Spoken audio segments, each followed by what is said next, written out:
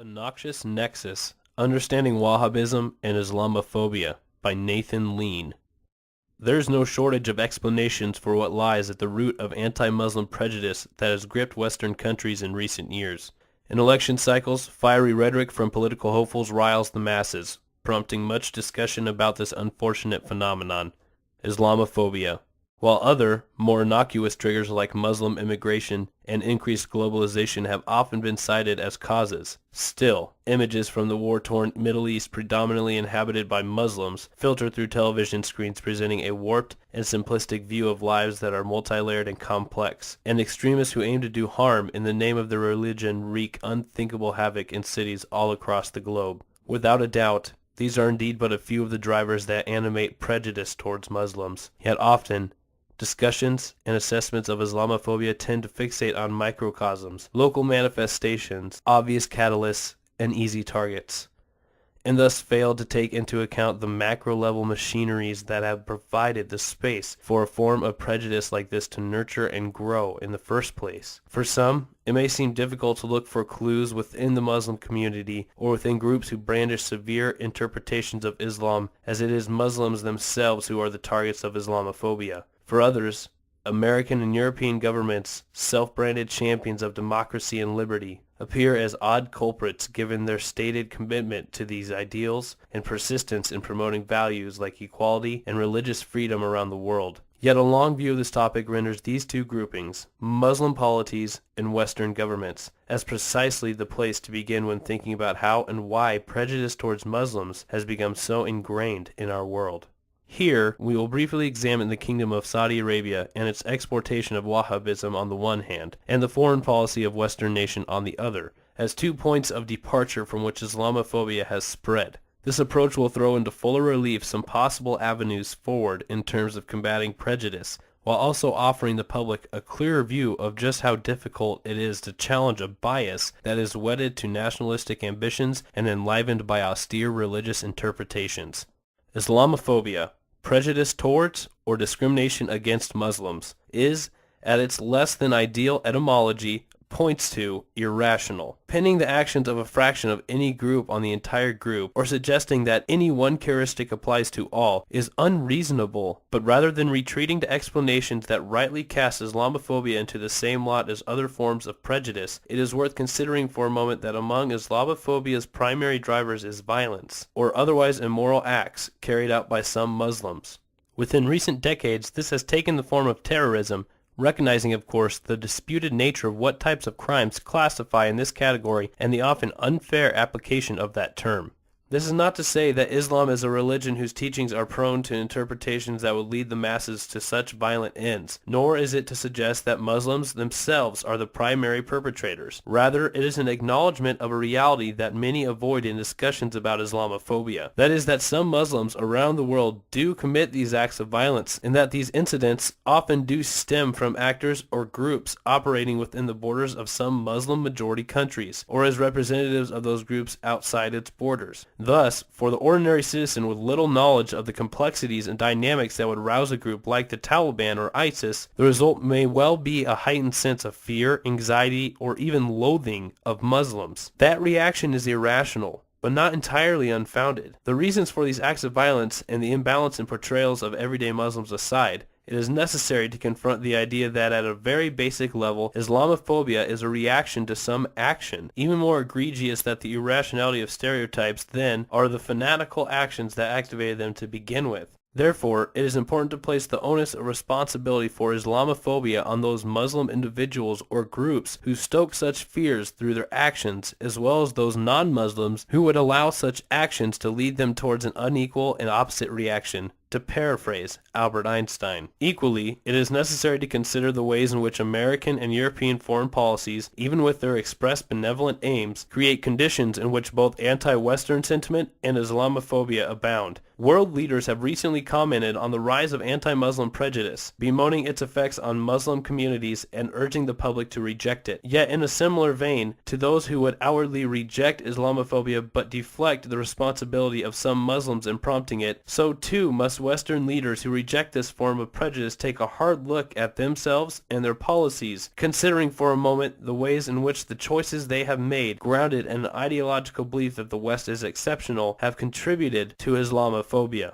This approach to understanding Islamophobia as a byproduct of violent actions and irrational reactions is helpful in that it allows us to unpack further each of those parts in an effort to understand, with a fair measure of objectivity and self-critique, why this form of prejudice persists and what really needs to be addressed in order to move beyond it. It also clarifies that prejudice towards Muslims is imbued in ideological and political structures that are intractable and difficult to maneuver and change. Virtually all of the stereotypes, tropes, and memes that comprise the catalog of Islamophobic narratives point to extreme examples: hand chopping, full body coverings, mistreatment of women, penchant for violence, and intolerance towards other religions. It is usually not the coastal towns of Tunisia, the byways of Malaysia, or the afternoon humdrum of a Bosnian marketplace that fuel these narratives, but rather images of a dusty outpost in Saudi Arabia, scenes from an inciting sermon inside a Tehran mosque, or footage from the most recent ISIS attack or beheading. In short, it is Wahhabism, a severe and intolerant Muslim movement that places premium on textual literalism and puritanical religious practice, that offers up the images and imageries that give life to stereotypical portrayals of Islam. Named after an 18th century revivalist who sought to restore purity to Islam, Wahhabism operates on the idea that the religion of Islam must be purified of innovations and deviations that allegedly polluted the theological foundations as the religion spread and Muslims came into greater contact with an increasingly interconnected and globalized world. In its earliest manifestations, Wahhabism was not militant in nature, but rather a grassroots attempt to ensure that God, not worldly things, remained the focus of the existing political order. But eventually, with its spread, the strict program, with its triumphalist insistence that Islam alone reigned supreme, became a tool of political, religious, and military leaders whose adoption of it over the years gave it a more violent character. As Ibn Sa'd, for whom Saudi Arabia is named, courted Wahhabism's namesake and ideological patron, Ibn Wahhab, the movement became implanted within the Arabian Peninsula. An alliance between the two, in which Wahhab would provide religious legitimacy and Sa'd, an aspiring royal, would ensure its doctrinal fixture to the politics of the budding Saudi state, set into motion a narrow interpretation of Islam that other groups have come to exploit for extreme purposes. Over the past several decades, Saudi Arabia has pumped millions of dollars into the promulgation of Wahhabism. Testimony before the U.S. Senate Judiciary Committee, the information of which was listed on the late King Fahd's website, revealed that Saudi Arabia spent around $4 billion on the construction and spread of state-sanctioned madrasas or religious schools, its teachers, textbooks, and preachers. Other estimates suggest that the kingdom has pushed some $100 billion into the spread of the Wahhabi ideology over the years, and Western leaders are not blind to this reality. According to a 2009 diplomatic cable, then Secretary of State Hillary Clinton called Saudi Arabia the most significant source of funding to Sunni terrorist groups worldwide.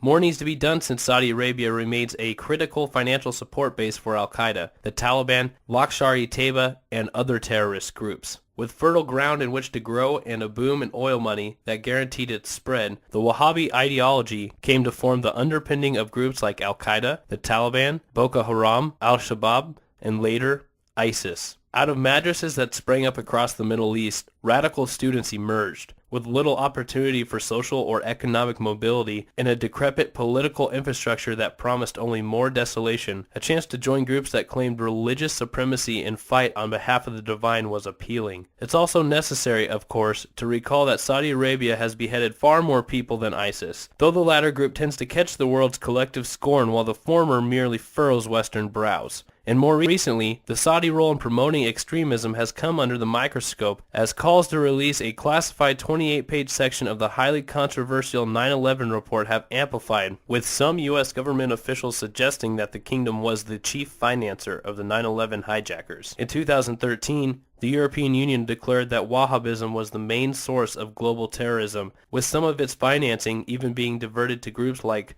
Lashkar-e-Taiba, which carried out the deadly Mumbai bombings in 2008. As author Karen Armstrong has noted, it is likely that Wahhabism has provided a bedrock of support which would-be extremists legitimize and sustain their grievances and live out their vision of a cosmic war, For Saudi Arabia, a close ally of the United States and a primary target of extremist groups like ISIS, which wish to overthrow it and establish themselves as the reigning religious supreme, the situation is quite complex. The kingdom's legitimacy as the custodians of Islam's holiest site rests on religious credentials, which draws support from the Wahhabi establishment. Yet it is that very establishment that spawns extremist movements and groups that aim to threaten not just Saudi Arabia, but others around the world as well. Thus, what is clear that Wahhabism's link to the Saudi state began as a result of politically expediency relationship and persists today as a result of that same thing. Its consequences are deadly, and certainly, at the very least, the kingdom is doing nothing to ameliorate the plethora of negative images that have come to be associated with the religion of Islam and its followers. Its marriage to the Wahhabi ideology is, in fact, creating more violence and, as a result, more negative stereotypes.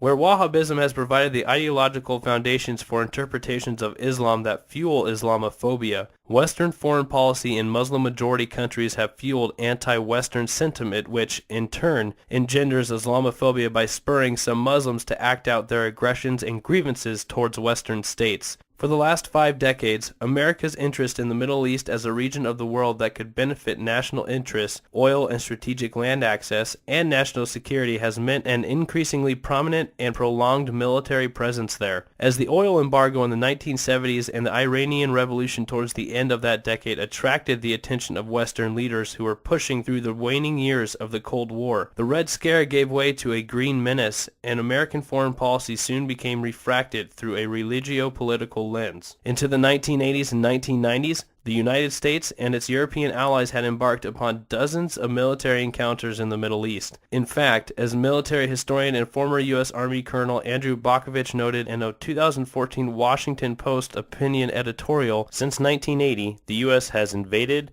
bombed, and occupied 14 Muslim-majority countries, and that's just since 1980, he noted. With the dawn of the 21st century, military conflict in the region escalated, due in large part to the devastating attacks of 9/11 and the military response in Afghanistan and Iraq, 2 places that bogged American soldiers down in conflict for well over a decade. Out of these conflicts, clues and indeed barefaced admissions have emerged as to the motives of groups like Al-Qaeda, the Taliban, ISIS, as well as Muslim actors in the West that have attacked or tried to attack various locales. Osama bin Laden, Zohar Tsarnaev, the underwear bomber, the Christmas Day bomber, and numerous others have all cited Western military intervention in the Middle East as a factor that spurred them towards their violent ends. In 2010, political scientist Robert Pape noted in Foreign Policy magazine that foreign military occupation is the root cause of suicide terrorism, and that according to a study conducted by the University of Chicago, more than 95% of all suicide attacks are in response to foreign occupation. More alarmingly,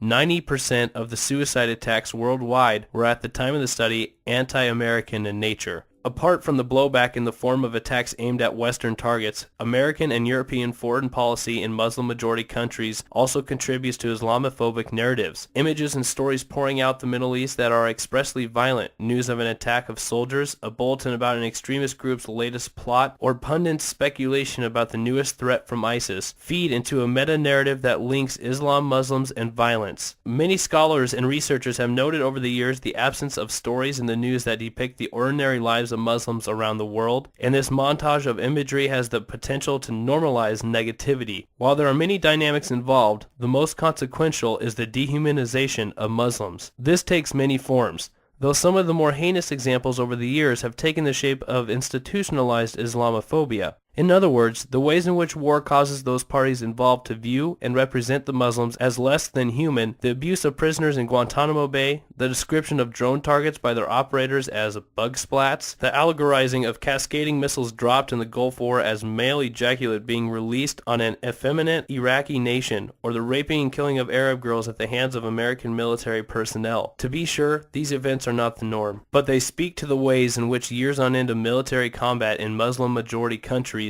may lead to a host of actions that demonize, demean, dehumanize, and brutalize a population that is later represented as deserving of such things at worst, or at best, dismissed as an unfortunate consequence of prolonged conflict. What emerges from this portrait is a series of complicated relationships. On the one hand, Muslim majority states like Saudi Arabia may wish for anti-Muslim prejudice to disappear, yet don't acknowledge their role or the role of their country's governments more specifically in fostering it. On the other hand, those with close links to Western foreign policy, David Petraeus, Colin Powell, Barack Obama, and Hillary Clinton, to name a few, speak eloquently about the need to fight Islamophobia, yet don't acknowledge the degree to which American foreign policy nurtures it. And most ironically, of course, is the very relationship between these two sides. Saudi Arabia, the primary exporter of Wahhabi extremism, is a close ally of the United States, whose policies towards Muslim-majority countries legitimize, in the eyes of Wahhabi extremists, violence towards the West. Until these relationships and positions change, anti-Muslim prejudice in the United States will remain. Idealistic as it may be, a necessary first step in making progress on the issue of Islamophobia is a reassessment of the decades-long tango between the United States and Saudi Arabia.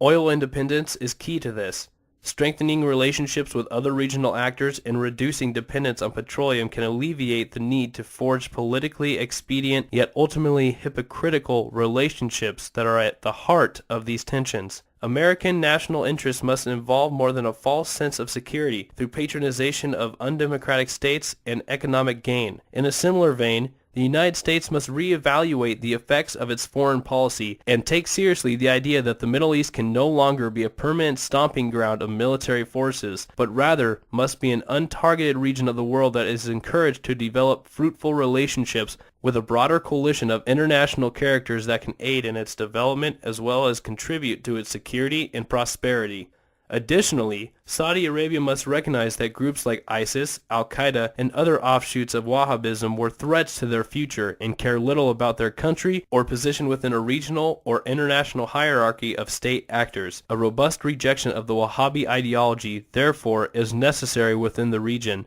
and states from Morocco to Bahrain must craft meaningful and practical solutions to fight its spread. While it is important for these types of strategies to remain local and native to the particular culture and context, incentives from international actors, especially the United States and European countries who have a stake in diminishing this ideology, could expedite and bolster the creation of a plan that would delegitimize the Wahhabi ideology, eradicate its proponents, and open up other paths for ideological satisfaction, improve social mobility, and political empowerment. Within Saudi Arabia, part of this involves carving out a middle road, whereby those who may traditionally seek to attach themselves to Wahhabism would have choices apart from the support of dictatorships propped up by the kingdom or violent opposition to them in the form of terrorist groups. Importantly, the character of these other options must be appealing to Saudis or other Muslim individuals around the world, taking into account their grievances, their desire to feel emboldened and legitimized, and honoring cultural intricacies and traditions. The way forward to a world where anti-Muslim prejudice and ideologically driven violence is lessened is not easy, nor is it one with a clear range of tested and indisputable solutions. Still, arriving at a place of greater global stability and increased pluralism involves considering the macro-level factors that drive those things, and serious self-reflection and critique about our role in creating a world where these unfortunate systems of prejudice and politics exist.